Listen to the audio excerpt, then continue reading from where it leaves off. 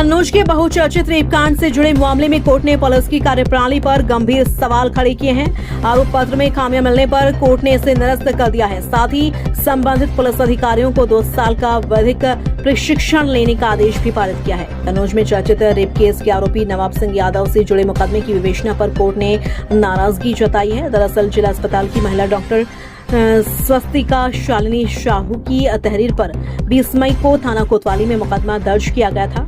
Doctor ने POCSO act के शासकीय अधिवक्ता किशोर दोहरे पर जान से मारने की नियत धमकी देने का आरोप लगाया था, लेकिन पुलिस ने आरोप पत्र में किशोर दोहरे की जवाब नवाब सिंह यादव, नीलू यादव, पूजा तोमर समेत अन्य नाम शामिल कर दिए।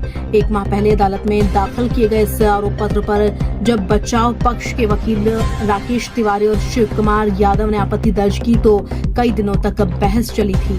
बचाव पक्ष के वकील ने कहा कि पुलिस ने आरोप पत्र में गंभीर लापरवाही बरती है, इसी वजह से कोर्ट ने इसे खारिज कर दिया है। 20 सितंबर को मामले की सुनवाई करते हुए कोर्ट ने पाया कि विवेचना में गंभीर त्रुटियां हुई हैं। इस पर कोर्ट ने आरोप पत्र निरस्त कर दिया और तत्कालीन विवेचनाधिकारियों शैलेंद्र कुमार सिंह कोतवाली प्रभारी, जितेंद्र प्रताप सिंह तत्कालीन क्षेत्राधिकारी नगर, कमलेश कुमार वर्तमान क्षेत्राधिकारी नगर, अभिषेक प्रताप अजय और अवधिक और रॉय देने वाले अधिकारी राजेश कुमार सिंह को 2 वर्ष का अवधिक प्रशिक्षण कराने का आदेश दिया है। कन्नौज कोर्ट के इस आदेश ने पुलिस विवेचना की गुणवत्ता पर सवाल खड़ा कर दिया है। साफ है कि अब लापरवाही बर्दाश्त नहीं की जाएगी। जो आदेश हुआ है ये कहीं ना कहीं क्या नियम कानून से खिलवाड़ किया था? टोटल नियम कानून से खिलवाड़ किया गया। अब आप देखिए, डॉक्टर स्वस्तिका शालिनी के द्वारा एक FIR दर्ज कराई गई है कि हमें न्यायालय में धमकी दी गई। न्यायालय में बयान हो रहा, उस टाइम पे धमकी दी गई। अदालत बैठी है, पेशकार बयान लिख रहा है, सरकारी वकील बयान लिखवा रहा है, बाबू बैठा हुआ है, अर्दली भी है वहां पे, और 2 महीने बाद FIR लिखाई गई। उसके बाद में विवेचक ने जो विवेचना की है, अब आप देखिए कि डॉक्टर स्वस्तिका शालिनी का बयान और उनके पति का बयान केवल ले लिया। उसके अलावा किसी का ना तो अदालत में PO का बयान लिया गया, ना बाबू का बयान लिया गया, ना पेशकार का बयान लिया गया, ना अदालत का नक्शा नजरी बनाया गया। घटना अदालत में घट रही है, नक्शा नजरी आप उसके डॉक्टर के आवास का बना रहे हैं। टोटल गलत। मुल्जिमान से बयान लेने के लिए आप मुकदमा CGM कोर्ट में विचारा चल रहा है, रिमांड CGM कोर्ट से लिया जाएगा। आपने गैंगस्टर कोर्ट से परमिशन ले लिया कि हमें अभियुक्त के बयान लेने हैं जेल में, हमें परमिशन दिया जाए। तो जिस कोर्ट में मुकदमा होगा उस कोर्ट में आप नहीं, वो माननीय न्यायालय गैंगस्टर कोर्ट से तथ्य छिपाए गए और छुपा के ले लिया, वहां भी कंटेम्प्ट हुआ है इनके खिलाफ। ये टोटल मुकदमा फर्जी था। अब आप देखिए कि नवाब सिंह 12 अगस्त 2024 से जेल में है।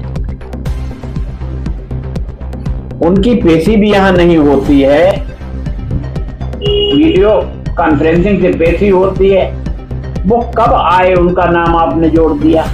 केवल उनको जेल में रखने के लिए ये षड्यंत्र रचा गया और जिसमें ये फेल हो गए। क्या कोर्ट ने क्या कहा?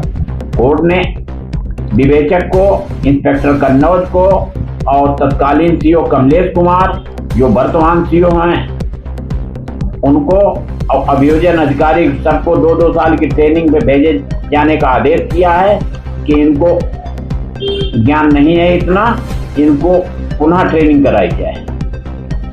इससे ज्यादा शर्मनाक क्या होगा? तो मनसा क्या? केवल जेल में रखना। नवाब सिंह और नीलू को जेल में रखना ये सब नवाब सिंह वाला जो कोर्ट में सुनवाई हुई, क्या मामला था पूरा और क्या सुनवाई हुआ? एक मुकदमा ये यहाँ डॉक्टर साहब थी जो बयान देने आई थी पॉक्सो के मामले में दिनांक 19/3/25 को। उन्होंने एक मुकदमा 20/5/25 को 2 महीने बाद थाना कन्नौज पर कायम कराया। मुकदमा अपराध संख्या 361/25। उसमें ये दिखाया था कि एक वकील साहब आए, उन्होंने उनको धमकाया था। बाद में उन्होंने वकील साहब का नाम भी बताया।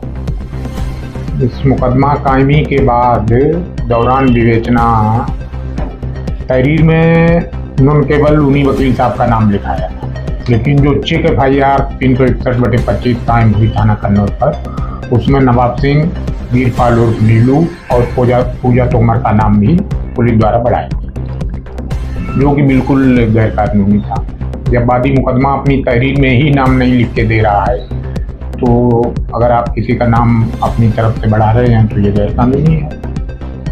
इसके बाद दौरान विवेचना उन्होंने 2 संविदा कर्मी जो जिला अस्पताल में थे, एक का नाम सत्येंद्र कुमार था, दूसरे का शायद हरिओम था, हरिओम, इनको दिनांक 7/8/25 को विवेचक द्वारा गिरफ्तार कर लिया गया और 8 तारीख को इनका रिमांड जो है न्यायालय में पेश किया गया, जहां तो उनको उसी दिन जमानत मिल गई। जब उनको जमानत मिल गई, क्योंकि जमानती अपराधों में मुकदमा था तो जमानत मिल गई, तो अब पुलिस द्वारा ये सोचा गया कि इसमें तो कुछ होना नहीं, तो 9 तारीख को उन्होंने अपने पर्चे में 9/8/25 को धारा 111 BNF की बढ़ोतरी कर दी। धारा 111 BNF और गैंगस्टर एक्ट की उपधारा 2 दोनों की परिभाषाएं समान है।